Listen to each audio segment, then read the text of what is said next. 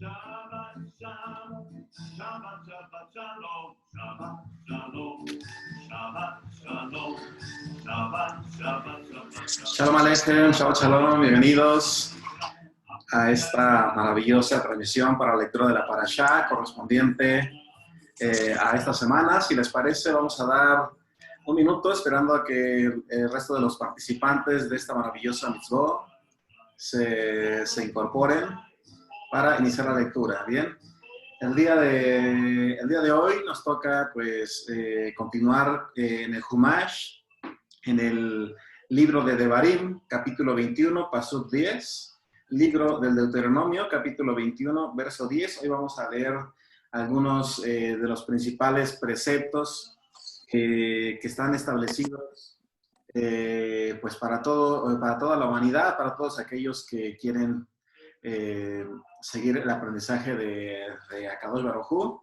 y que siempre pues nos lo permita. Bien, entonces, si les parece, damos un minuto mientras abrimos nuestra Torá, libro de Devarim, capítulo 21, y comienza en el verso 10. Bien,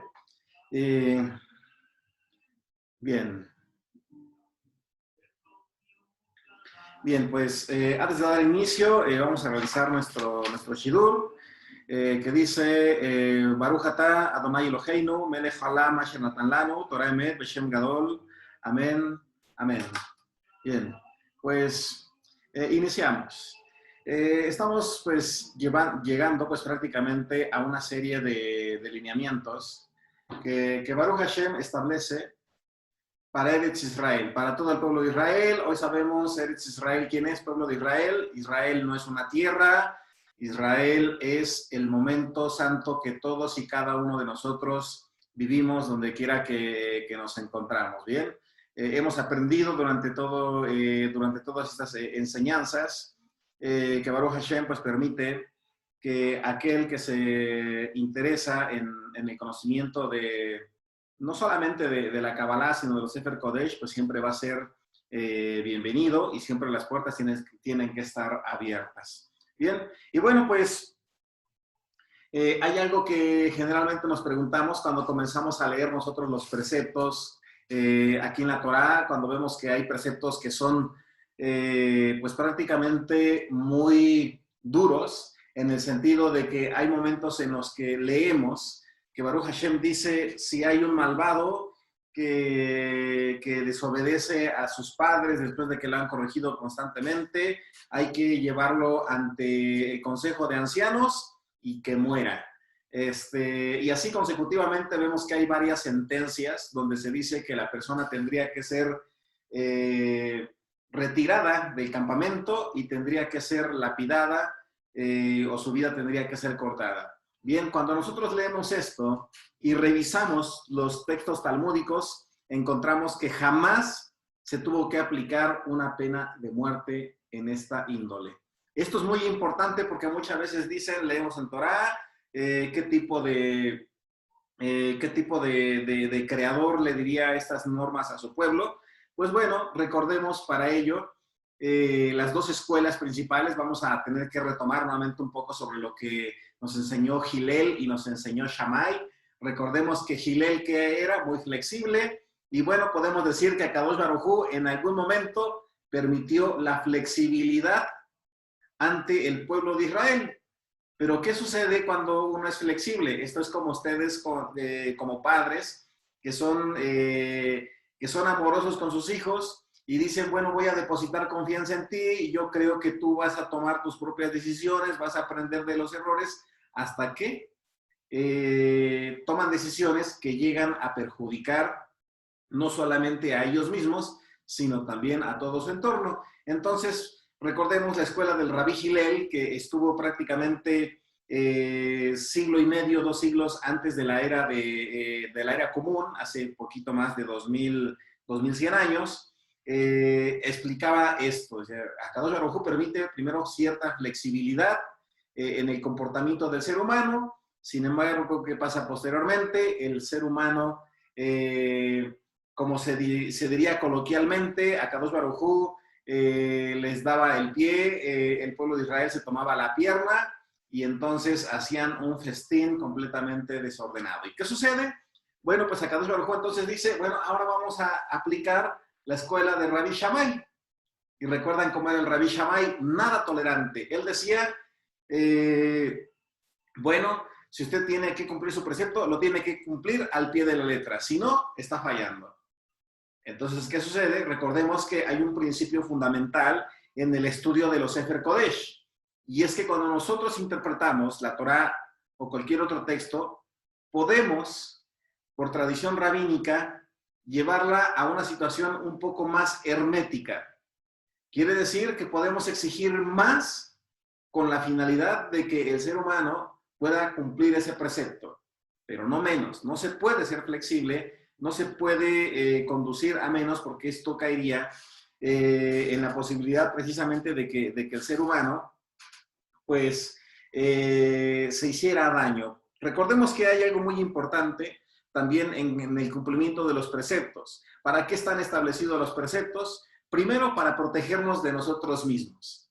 Eso es algo que nosotros tenemos que tener muy en cuenta, muy presente, porque ¿qué sucede cuando nosotros llevamos una vida donde no hacemos una pausa, donde no nos dedicamos también a descansar? Porque el precepto de Shabbat es descansar. No es que usted se vaya a una quejilá, que se vaya a una sinagoga, a un templo y esté todo el Shabbat. Eso no es, ese no es el propósito de Shabbat. El propósito de Shabbat es que nosotros disfrutemos todo lo que el Creador ha puesto a nuestro alrededor, incluyendo esposa, esposo, hijos, hijas, suegro, suegra, al perrito, que convivan y que en medida de lo posible se actúe con amor ese día. Es decir, ese día tenemos que entrenar la mejor versión de nosotros. De nada sirve, como comentábamos en clases pasadas, que yo llegue con el rabino y le diga a Rab, pues mire, yo he transgredido, y que el rabí le diga, bueno, pues puedes hacer estos preceptos para que hacer teshuvah, tener tiempo de tefilá, tiempo de shidur, y la persona, el que transgredió, pues haga solamente eso, y después llegue a su casa y resulte que pues se ofendió a su familia ni enterada, que ya hizo teshuvah, que ya hizo tzedaká, que ya hizo varios preceptos, que ya ayudó a cuantas personas se encontró en el camino, si lo más importante no lo hizo. Entonces, de nada sirve que una persona se vaya sola a una quejilá y toda su familia se quede en casa sin que puedan observar en usted la mejor versión o ese amor que usted puede proyectarles, porque se supone que es un líder, se supone que usted es una luz, y bueno, ese es el propósito realmente de Shabbat. Por eso cuando nos han preguntado qué se hace en Shabbat para el cabalista no toma dogmas religiosos, entiende y es consciente de que las liturgias comienzan a cambiar con el paso de los tiempos. Es decir, había un primer templo, hubo un segundo templo, se ofrecían sacrificios. En ese primer templo, pues obviamente se quemaba la grasa, había ciertos preceptos que se cumplían. Pero ¿qué sucede cuando no hay templo? ¿Qué sucedió cuando se destruye el primer templo? Pasan muchos años y se vuelve a construir el segundo templo. Dicen, bueno, ¿qué pasa? ¿La liturgia tuvo que ser modificada? Por supuesto que tuvo que ser modificada. Hoy también es muy importante que tengamos presente que la liturgia no es la misma que los preceptos que están establecidos aquí en la Torá. No se tiene que una persona que no se tiene que estar autoflagelando o sufriendo porque dice, es que yo no puedo llegar a cumplir los 613 preceptos, hago mi mejor esfuerzo y lo metemos a una cadena de sufrimiento.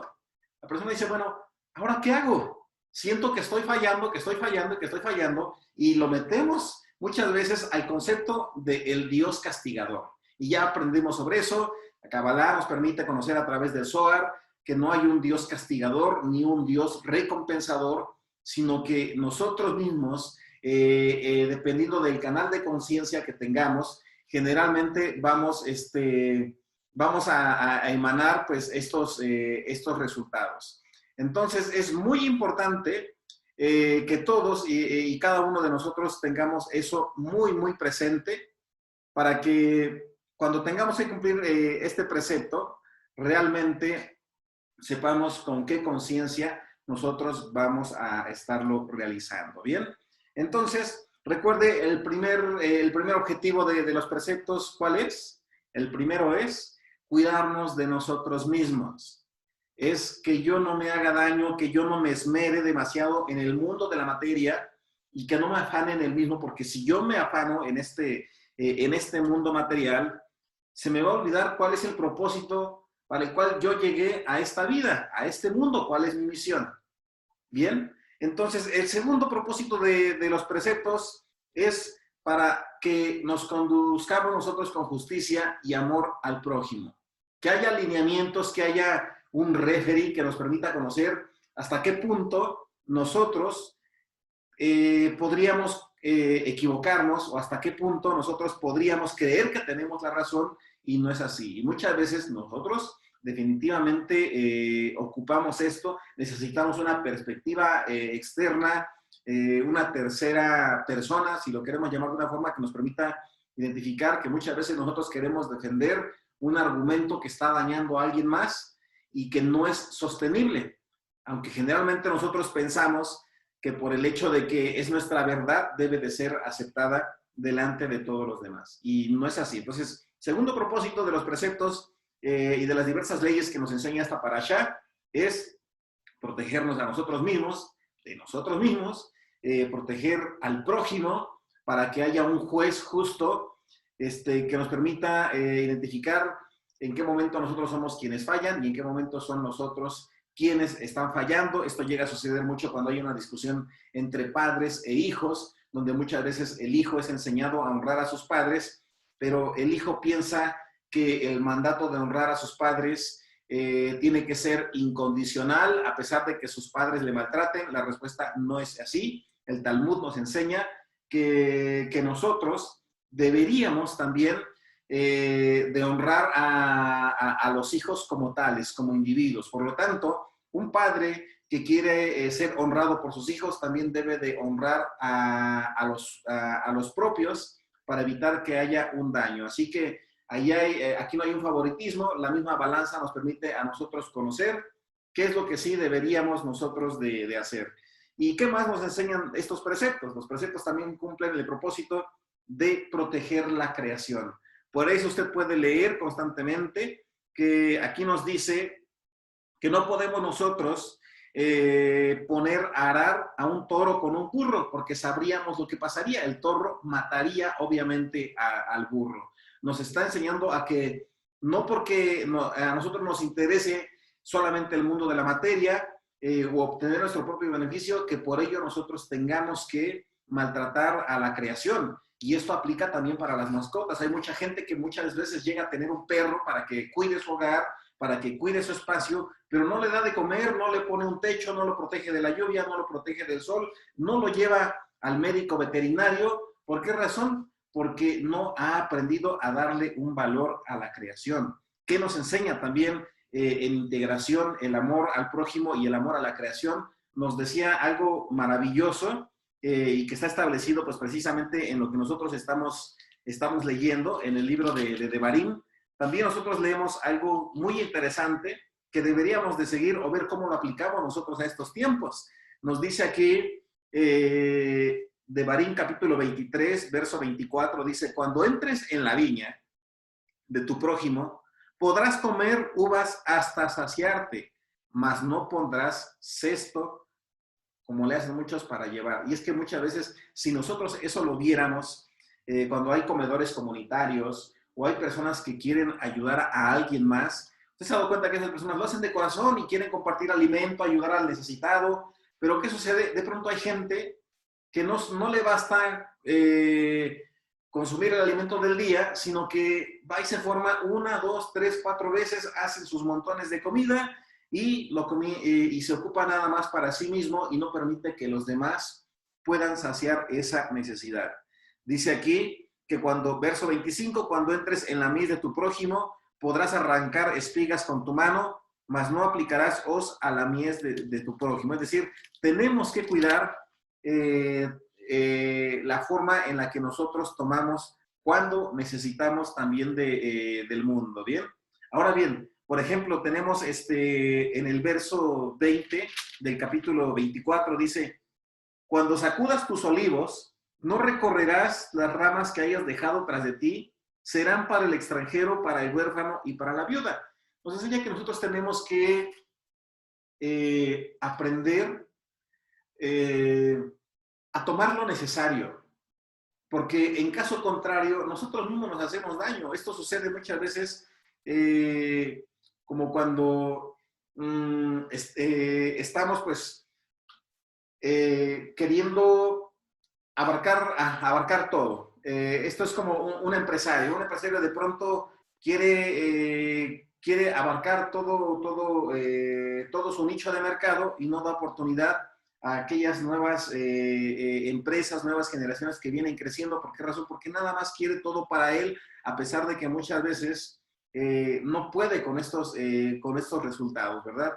De pronto hay quien dice, yo voy a estar tomando y tomando, y lo justo sería que si conozco a alguien que necesite también la posibilidad de recibir una verajá a través de mis acciones, se podría hacer, ¿bien? Entonces, aquí vemos unas claras reglas de ejemplo que nos permiten precisamente a todos poder interactuar dejando a un lado, pues precisamente el ego, ¿bien? ¿Qué más vemos aquí? Bueno, pues nos menciona reglas muy importantes. Dice aquí que es muy importante en el tema de los matrimonios. Dice que uno no puede divorciarse solamente porque sí. Pues ya conseguí lo que obtuve. Esto generalmente sucede en la actualidad. Muchas personas únicamente quieren tener el disfrute de la actividad sexual, pero sin el compromiso que lleva el mismo. Y por eso vemos de pronto, desafortunadamente, mujeres que están enfrentando una educación de hijos sin la responsabilidad de los padres, porque decide, pues yo me voy, me hago el desentendido. Muchas veces también, pues, encontramos que por la falta de madurez intelectual, pues hay embarazos no deseados, las personas están abortando, pero ¿por qué razón? Porque pues estamos viendo que únicamente se está actuando desde el aspecto más básico, el aspecto reptil, el aspecto animal, el aspecto que se conoce en la Kabbalah como el nefesh. Y a lo mejor es complicado, pero realmente eso es lo que sucede, por eso cuando vemos ese tipo de situaciones, nosotros podríamos decir, bueno, ¿qué sucedió? Probablemente se tomaron decisiones sin pensar en las consecuencias, dejando a un lado el raciocinio o el nivel del neshama, debido a que, pues, generalmente el hombre no conoce su propia estructura. ¿Qué más vemos nosotros? Bueno, pues en estos preceptos nos establece precisamente que en este caso, recordemos que en el judaísmo, por lo menos, el matrimonio es un contrato. Es un contrato que tiene que firmar principalmente el hombre para jamás dejar desamparada a la mujer. Creo que eso sería algo muy bueno, y ese sería un principio que sí se debería de haber tomado de los mitzvot, porque en el contrato se obliga a que en caso de que el hombre deje a la mujer por causas injustificadas, tiene que darle un finiquito. Así es, ¿eh? Y esto es un contrato.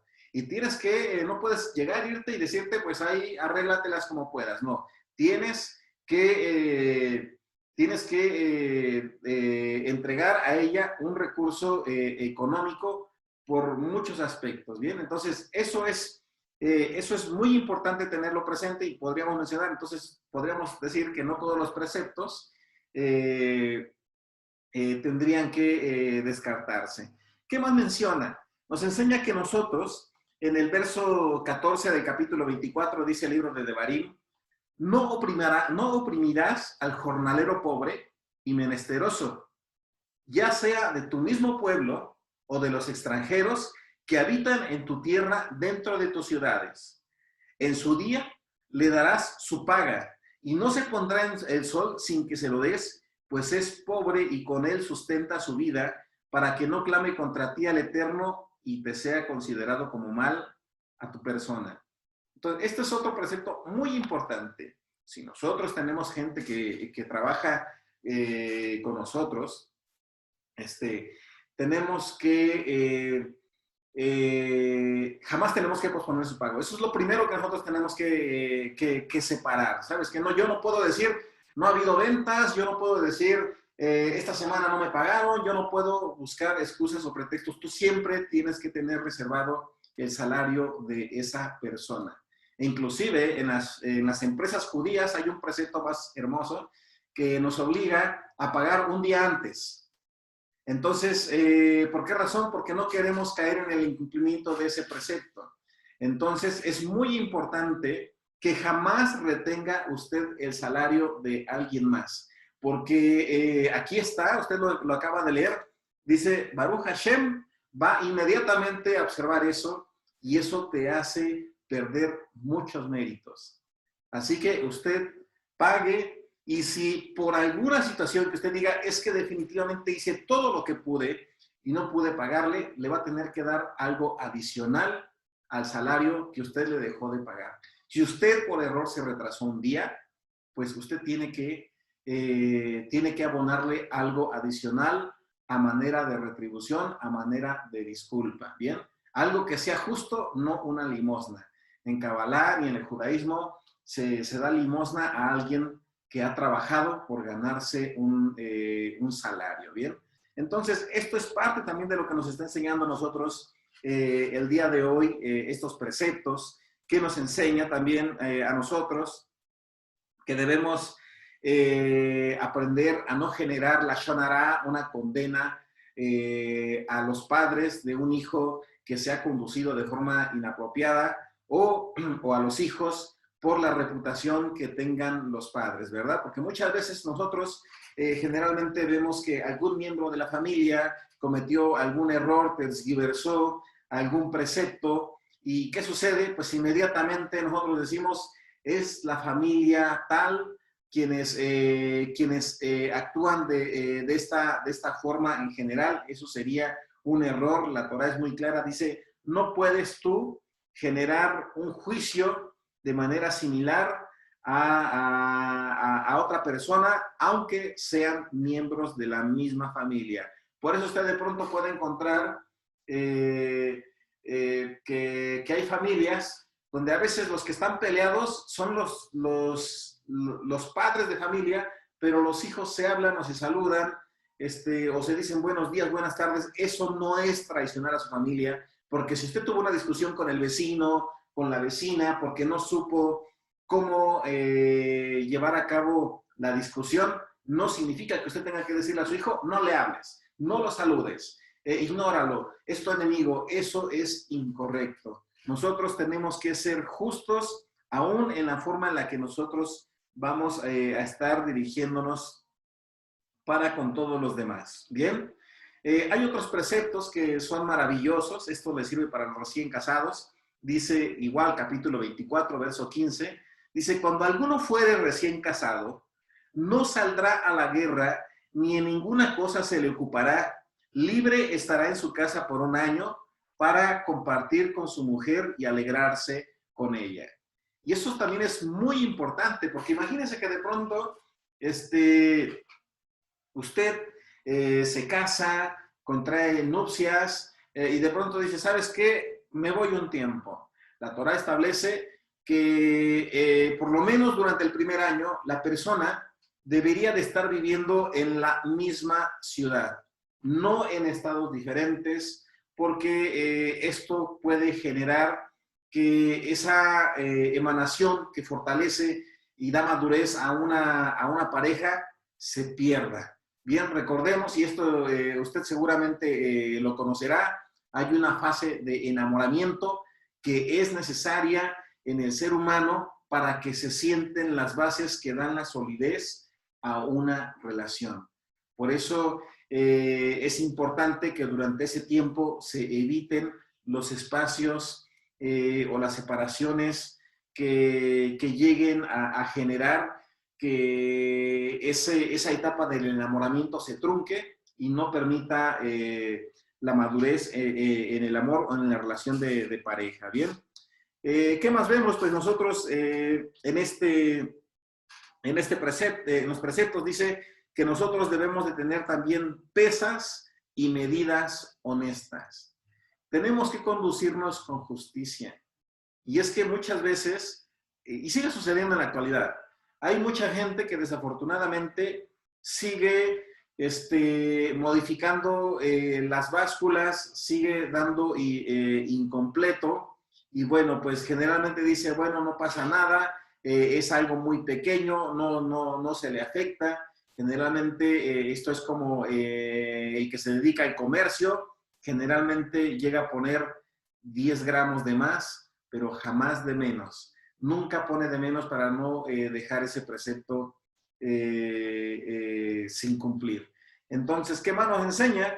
Que tenemos que recordar, en el caso de Amalek, dice, recuerda Amalek, ¿qué hizo contigo cuando saliste de Egipto? Dice que nosotros tenemos que eliminar, tenemos que destruir aquello que nos puede estar generando daño. Si yo soy una persona que sé que estoy teniendo problemas con mi respiración y estoy fumando, lo que yo tengo que hacer es eliminar, en medida de lo posible, las cajetillas de cigarro de mi casa, todo aquello que me induzca precisamente a provocarme un daño. Dice que Amalek, ¿en dónde llegó? Amalek llegó justo cuando el pueblo de Israel estaba cansado. Dice, le llegó por la espalda. Así dice la Torá. Dice, Amalek llegó y te apuñaló por la espalda. Te agarró descuidado. Entonces dice que nosotros tenemos que ver también cuál es nuestro talón de Aquiles. ¿Qué es aquello que a nosotros nos hace consecutivamente estar cometiendo una y otra y otra y otra vez el mismo error? Y darle la vuelta y no tenerle consideración. Si hay algo que a mí me está generando un conflicto, no tengo por qué permanecer ahí. Si probablemente a mí me dan ganas de dar opiniones ante las personas que están comentando algo negativo, mejor me voy. Mejor, gracias, me dio mucho gusto estar con ustedes, yo me retiro. Esto es como en las redes sociales, si alguien está por ahí criticando, juzgando, chismorreando contra alguien, pues paso como de largo, resisto esa tentación de querer opinar y querer generar también mi propia crítica destructiva o constructiva, como usted lo quiera decir, y pasar de largo para no estar participando en lo negativo. Entonces, recuerde siempre que nosotros estamos siempre expuestos a caer en cautividad y que nuestra conciencia nuevamente se vuelva a arraigar a esclavitud.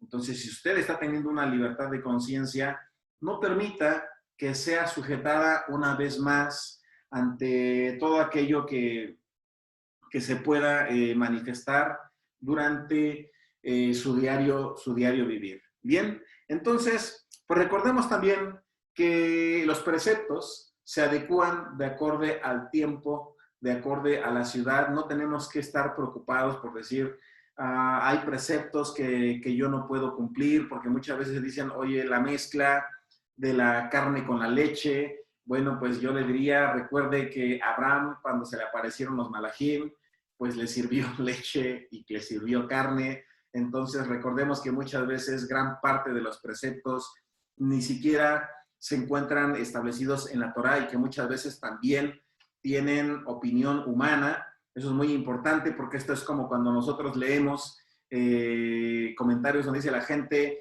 deben de enseñarle Kabbalah únicamente a los judíos que cumplan sean mayores de 40 años y decimos, bueno, recuerde usted que Abraham Abulaf ya tenía 38 años cuando murió y ya era un gran escritor de la Kabbalah, así que desde ahí usted comienza a revisar y dice, bueno, ¿por qué grandes cabalistas? Jaime Vital no llegó ni a los 40 años y ya estuvo estudiando Kabbalah, y no solamente estudió Kabbalah desde antes, sino que dejó varios tratados. Muchas veces nosotros queremos tomar una serie de preceptos que ya no van de acorde a este tiempo y queremos nosotros forzar a cumplir a alguien más algo que ya no es vigente.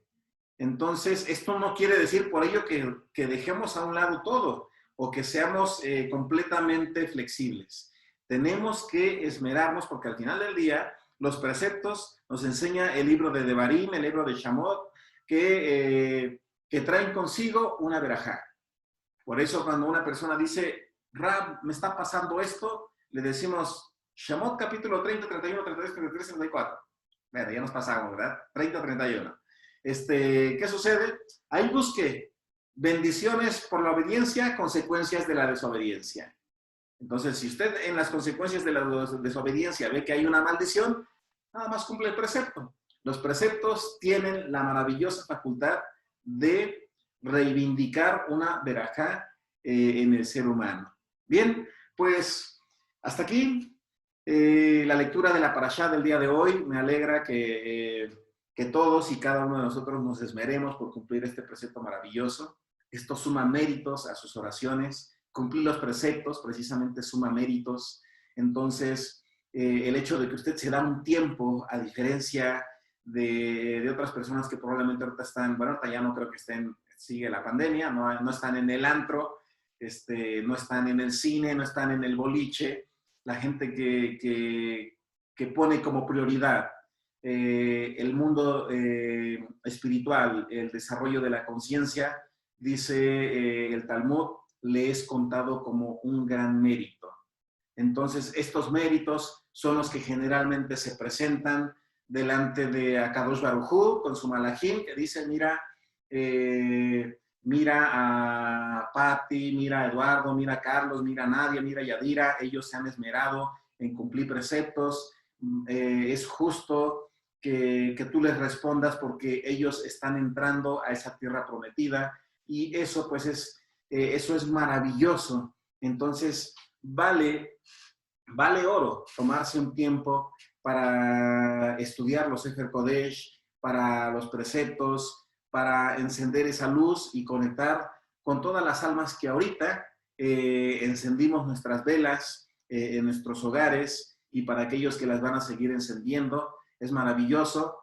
Sepan que cada uno de ustedes está en nuestra tefilá, en nuestras oraciones y de la misma forma pedimos a Baruch Hashem que los bendiga a cada uno de ustedes, que en esta semana ustedes vean la respuesta a sus peticiones, que esta semana ustedes conozcan las decisiones que tengan que tomar y que esta semana ustedes traten a todos los demás con el amor y la misericordia con la que el Creador también nos trata a todos y cada uno de ustedes.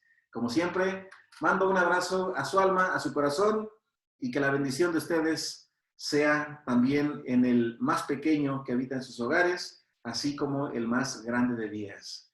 Muy buenas noches y hasta pronto. Shabbat Shalom y Shabbat Tov para todos. Hasta pronto. Shalom. Shalom. Shalom. Shalom. Shalom. Shalom.